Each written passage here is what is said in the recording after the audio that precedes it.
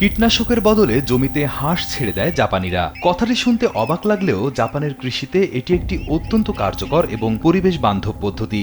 ক্ষতিকর রাসায়নিকের ব্যবহার এড়িয়ে সম্পূর্ণ প্রাকৃতিকভাবে ধান উৎপাদনের লক্ষ্যে জাপানের হিয়োগা প্রিফেকচারের তাম্বা সাসায়ামা শহরের কৃষকেরা এই অভিনব পদ্ধতি ব্যবহার করছেন।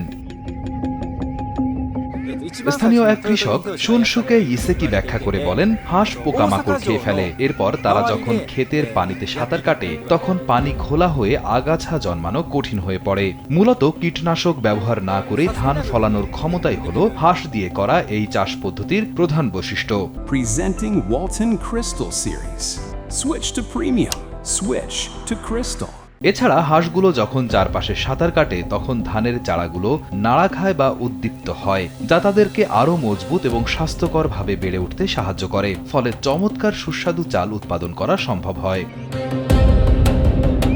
জাপানের কেইসেন গ্রামের প্রখ্যাত কৃষক তাকাও ফুরুনো এই ঐতিহ্যবাহী পদ্ধতিকে আরও আধুনিক রূপ দেন এবং বিশ্বব্যাপী সুপরিচিত করে তোলেন।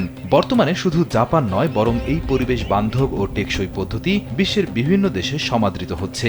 চীন, ভারত, ভিয়েতনাম এবং মালয়েশিয়ার মতো এশীয় দেশগুলোর পাশাপাশি যুক্তরাষ্ট্রের ভারমন্ট অঙ্গরাজ্যের কৃষকেরাও এখন সফলভাবে এই আইগামো পদ্ধতি বা হাঁসের সাথে ধান চাষ পদ্ধতি প্রয়োগ করছেন। রিয়াদ হোসেন, কালবেলা।